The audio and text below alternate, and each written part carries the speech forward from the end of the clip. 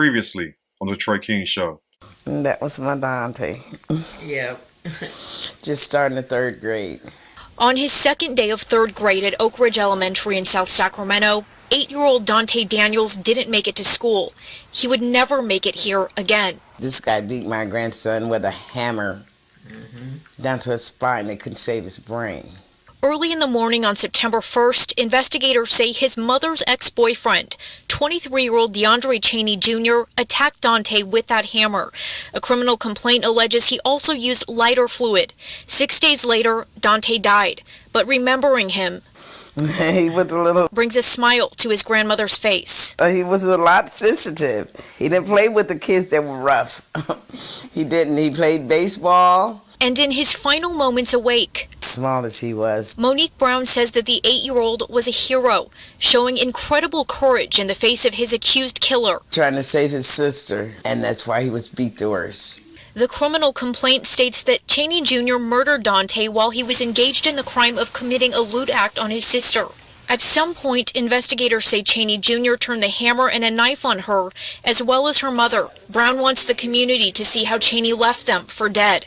28-year-old Elizabeth Salone She's doing okay. She probably will never see out of her left eye. and 7-year-old Danae. My granddaughter, she will need a whole lot of help. What's helped them persevere through the suffering?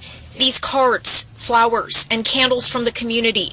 Their faith in God and in the fact that evil was not strong enough to steal Dante's heart. Dante gave his heart to a 4-year-old in Southern California till that 4-year-old lived because of This little boy. Yo, YouTube, what's going on? Trey back again to y'all the video.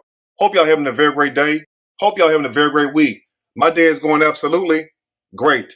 Big shout out to all the channel members and subscribers to Trey King Show family. And much love to each and every last one of you all. And you all, we have an update to a story that I did in September of 2017 where we had 23-year-old DeAndre Cheney who was charged and also arrested for sexually violating a 7-year-old girl and also killing her brother, which he beat this child to death with a hammer and also with a knife. So I want to ask my people in the great state of California especially, why did it take so long for DeAndre Cheney to get sentenced? Because, quite naturally, he was guilty of all these charges. Now, you would think that he would have been sentenced roughly like 5-6 years ago. But evidently, California must have a huge backlog on court cases. Now, this story is very troubling, so I'm going to tell you all right now, the story is very disturbing. But I will say this right here. It's a great thing that justice was finally served. And I also want to give a big shout out to the grandmother, Miss Lynette Freeman, for reaching out to me on Instagram and clarifying a lot of misinformation. And thank you, ma'am, for entrusting me with your grandson's story. And also thank you for reaching out to me and adding detail to the story. And once again, I am sorry for your loss. And I know there's nothing that I can say that can bring your grandchild back, but at the same time, I want you to know that my heart is hurting for you, like I told you personally. And now, as I tell you all in a lot of these videos that I do, that a person's past behavior is a great indicator of their future behavior. But that does not mean that people cannot change, even though most of these people with these violent pasts, they do not change. And as this story will show you, that you can only get away with hurting people for so long and also committing crimes before it all has to come to an end. Now, roughly a year almost before he had killed Dante Daniels and also molested his sister and also beat his ex-girlfriend, a year before then, he was arrested and charged with failing to register as a sex offender in 2014, and he also pleaded no contest to a charge of felony battery with serious bodily injury in 2011. And he also pleaded no contest to a charge of assault with a deadly weapon, said the Sacramento Superior Court records. Now, that goes to show you that this guy has a very violent criminal past, as I told y'all in the beginning of the video.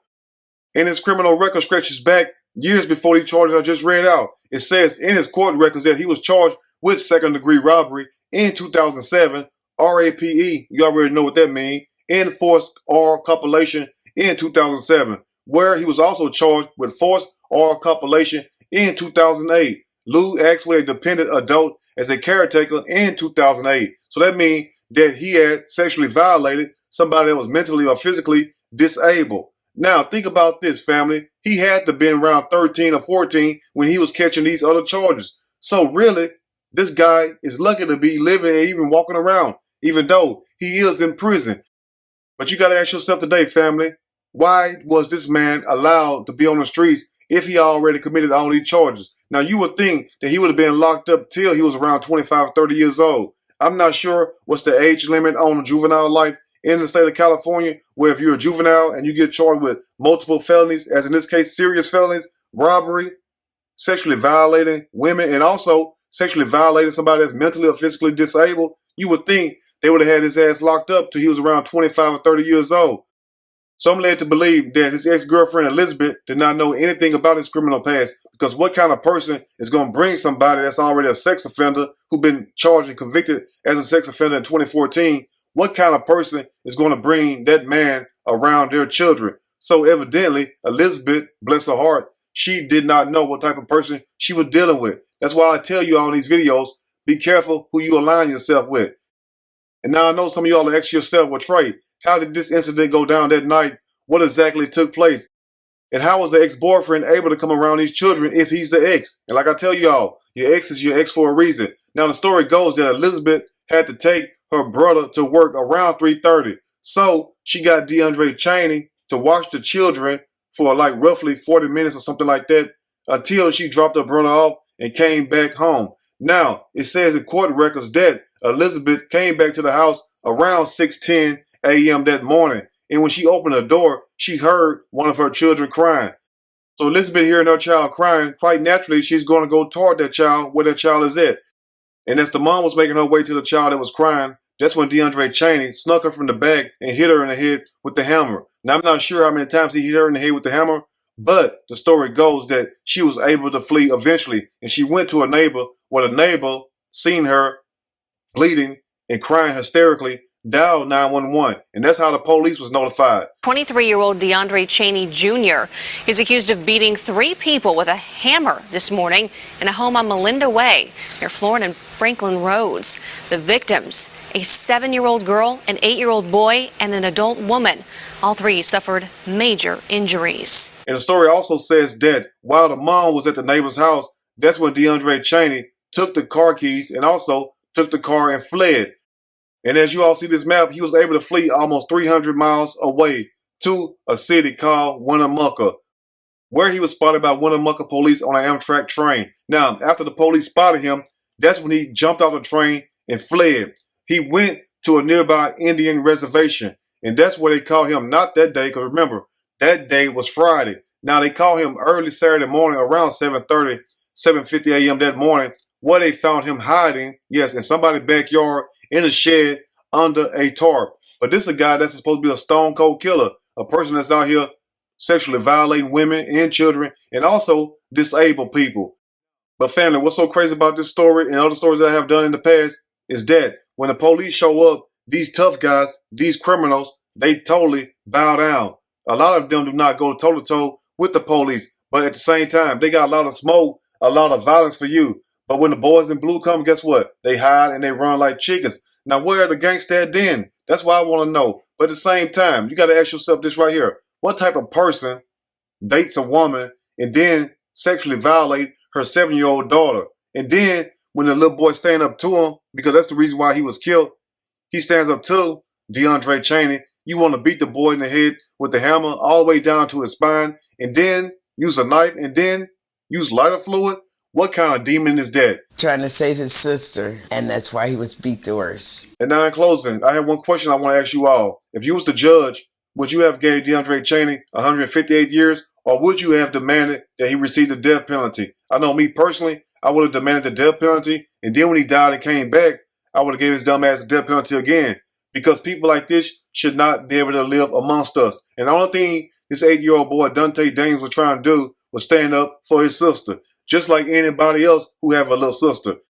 And if I would have seen the man sexually violating my sister, I would have done the same thing Dante did, and that stood up for her. And to the family, once again, I'm here for you all if you need me. Anything that I can do to help you all, please let me know. And like I said in the beginning of the video, I know there's nothing that I can do and nothing that you all can do that can bring him back. But one great thing about this whole story, and we're going to close up, is the fact that Dante still lives on. Dante gave his heart to a 4-year-old in Southern California till that 4-year-old lived because of because of this little boy. Because after he was in the hospital for 6 days, the doctors pronounced him brain dead. They could not save him. So quite naturally, they donated his heart to a 4-year-old child who needed a heart. And that's how he's able to live on till this very day. But in closing, to the family, once again, especially to you, Mr. Lynette Freeman, and also to the mom and dad, and also to the other grandmother, my heart breaks for you all. And I cannot imagine the pain that you all are going through.